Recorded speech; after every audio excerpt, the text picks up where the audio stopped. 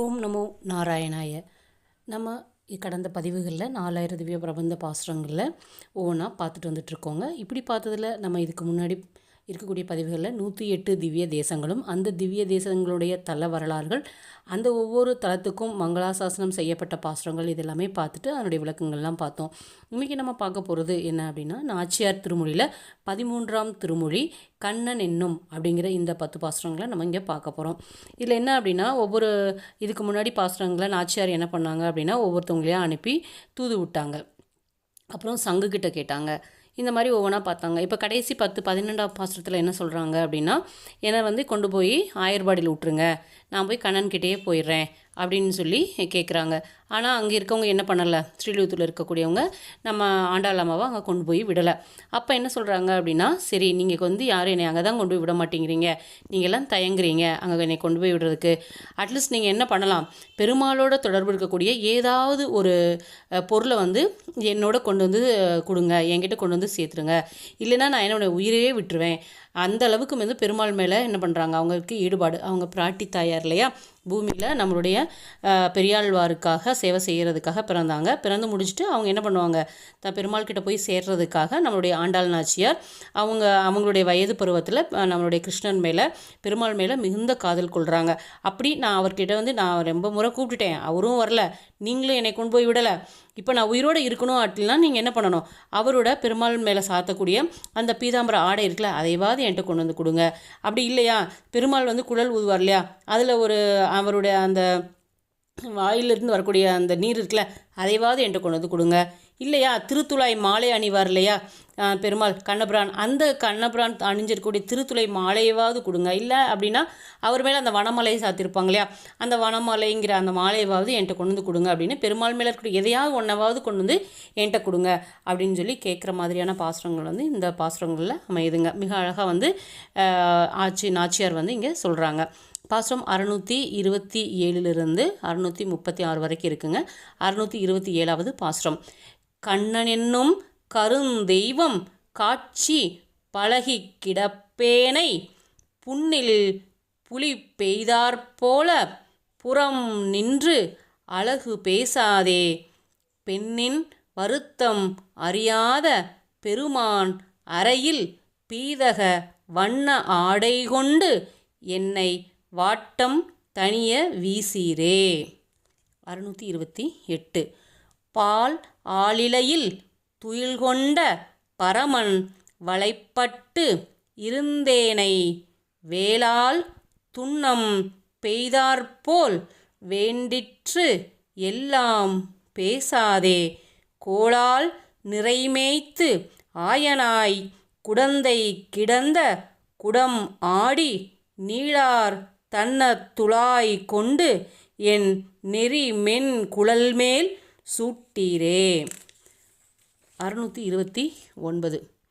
கஞ்சை காய்ந்த கருவில்லி கடைக்கண் என்னும் சிறைக்கோளால் நெஞ்சு ஊடுருவ வே உண்டு நிலையும் தளர்ந்து நைவேனை அஞ்சேல் என்னான் அவன் ஒருவன் அவன் மார்பு அணிந்த வனமாலை வஞ்சியாதே தருமாகில் மார்வில் கொணர்ந்து புரட்டீரே.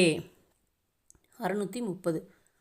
ஆரே உலகத்து ஆற்றுவார் ஆயர்பாடி கவர்ந்து உண்ணும் காரேர் உலக்க உலக்கு உண்டு தளர்ந்தும் முறிந்தும் கிடப்பேனை ஆரா அமுதம் அணையான் தன் அமுத வாயில் ஊறிய நீர்தான் கொணர்ந்து புலராமே பருக்கி இளைப்பை நீக்கீரே. 631.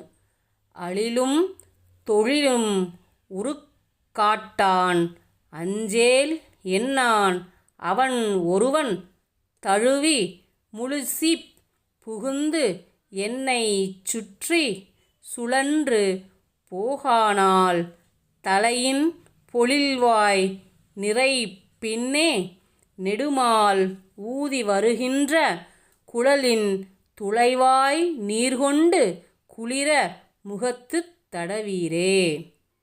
632 நடை ஒன்று இல்லா உலகத்து நந்தகோபன் மகன் என்னும் கொடிய கடிய திருமாலால் குழப்பு கூறு கொளப்பட்டு புடையும் பெயரகில்லேன் நான் போட்கண் மிதித்த அடிப்பாட்டில் பொடித்தான் கொணர்ந்து பூசீர்கள் போகா உயிர் என் உடம்பையே.